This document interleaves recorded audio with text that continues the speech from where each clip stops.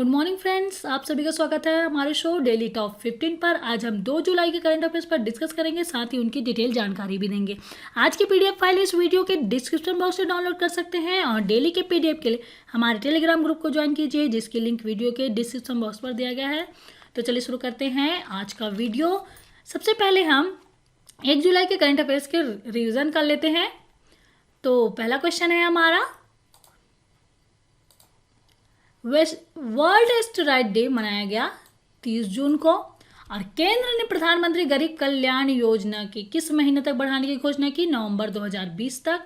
और भारत की पहली कोविड-19 वैक्सीन का नाम क्या है जिसको मानवीय परीक्षण के लिए DCGI ने मंजूरी मिली है? वो है कोवैक्सीन।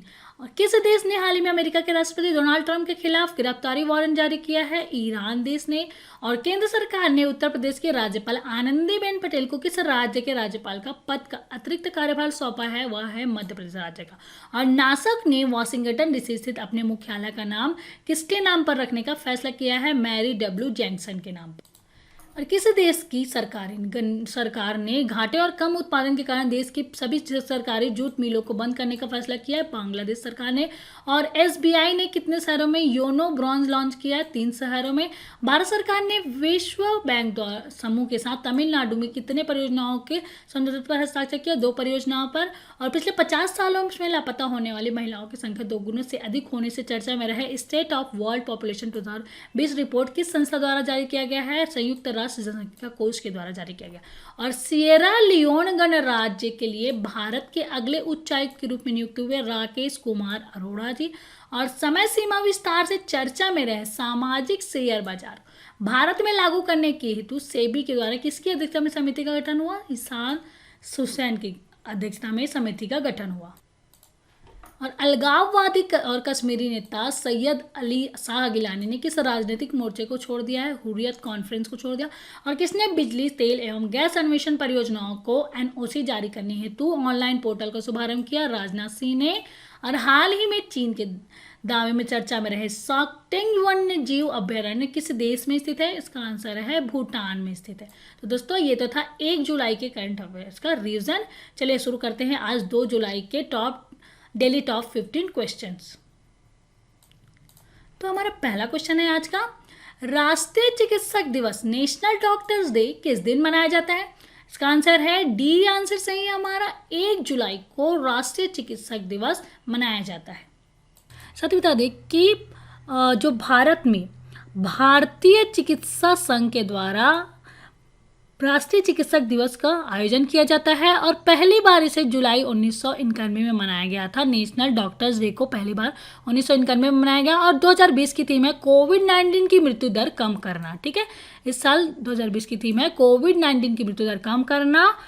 और यह दिन 24 घंटे सेवा प्रदान करने वाले डॉक्टरों के प्रति आभार व्यक्त करने के अवसर प्रदान करता है। नेशनल डॉक्टर्स डे का महत्व इसी बात से लगाया जा सकता है कि आज इस महामारी में अपनी जान की परवाह किए बगैर डॉक्टर्स लोगों का जीवन दे रही है। ठीक है, और यह दिन 24 घंटे सेवा प्रदान करने वाले डॉक्टर्स के प्रति आभार व्यक्त करने का अवसर प्रदान करती है। ठीक, इतना याद रखिएगा।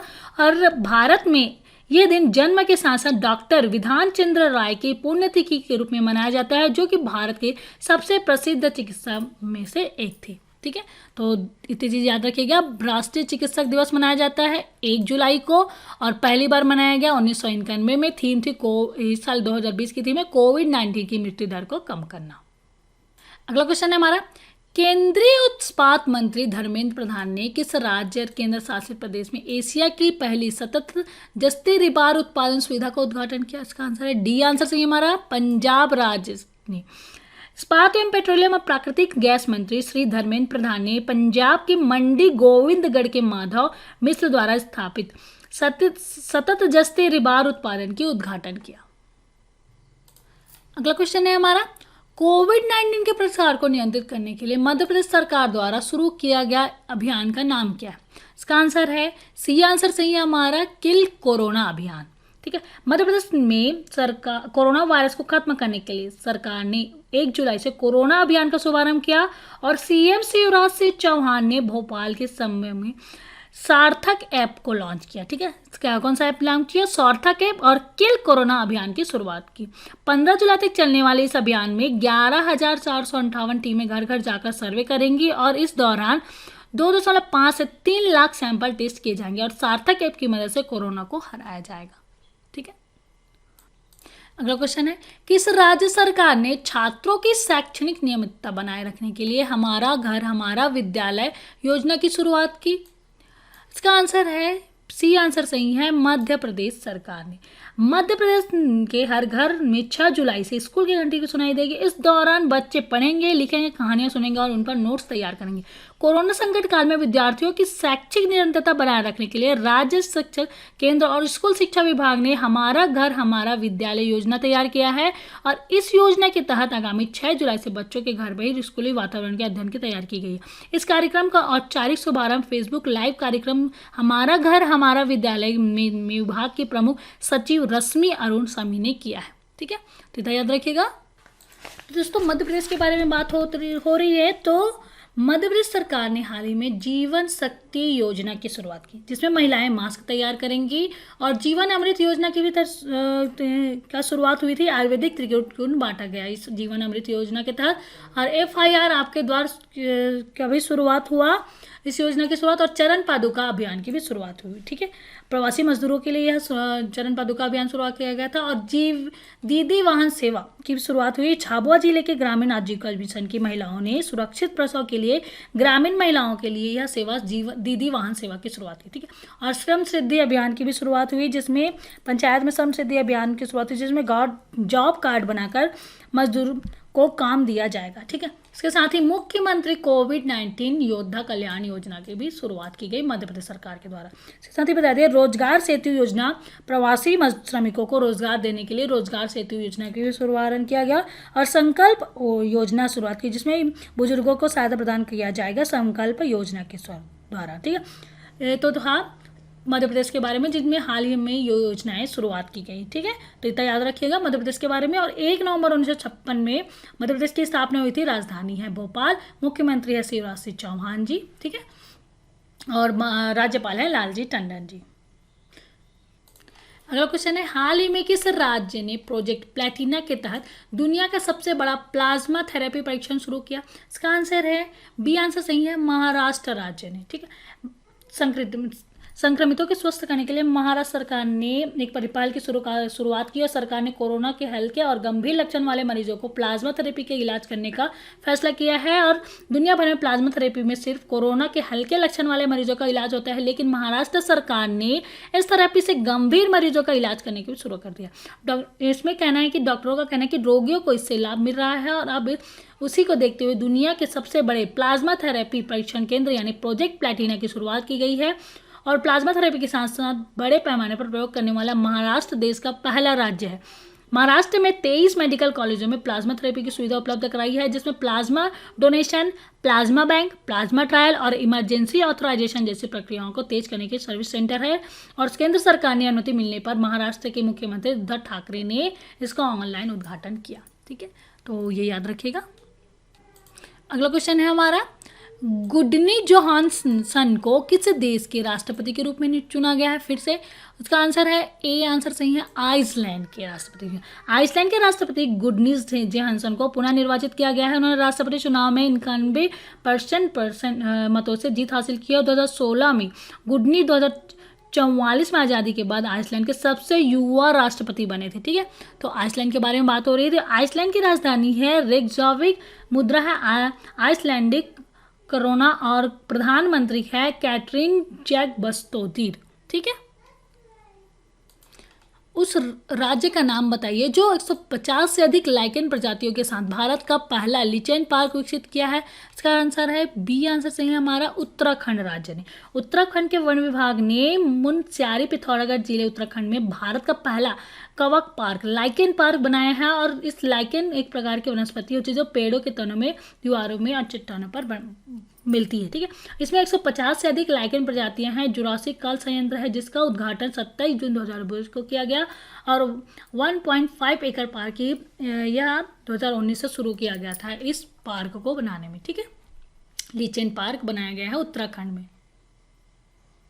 अगला क्वेश्चन है हमारा, केंद्रीय मंत्री डॉक्टर जितेंद्र सिंह ने आभासी मंच के माध्यम से जम्मू और कश्मीर में दो महत्वपूर्ण सेतु देविका और पुनेजा का शुभारंभ किया। देविका और पुनेजा सेतु किस जिले में निर्मित किया गया है? इसका आंसर है सी, आंसर सही है, डोडा और उधमपुर जिले में निर्मित किया गया है। 24 जून 2020 को केंद्रीय मंत्री डॉक्टर जितेंद्र सिंह ने आभासी मंच के माध्यम से जम्मू और कश्मीर में उधमपुर और डोडा जिले में निर्मित दो महत्वपूर्ण सेतु देविका और पुनेजा का शुभारंभ किया। साथ ही बता दें, जो देविका सेतु है उसकी लंबाई है 10 मीटर और इसमें 75 लाख रुपए तक की लागत आई है। 1 वर्ष में इसे निर्माण किया गया है। इसका निर्माण सीमा सड़क संगठन द्वारा किया गया है, ठीक है। और इस पुल से यातायात की व्यवस्था दूर करने के लिए और उधमपुर शहरी क्षेत्र के विकास संबंधी आवश्यकताओं को पूरा करने के अलावा सेना के काफिलों और वाहनों की सुगम आवाजाही की सहायता मिलेगी इस देविका सेतु के द्वारा, ठीक है। और जो पुनेजा सेतु है इसकी लंबाई है 50 मीटर लंबा है और इसमें 4 करोड़ रुपए की लागत आई है, ठीक है। बसोली बाली भरदेवा मार्ग जम्मू और उधमपुर से गुजरे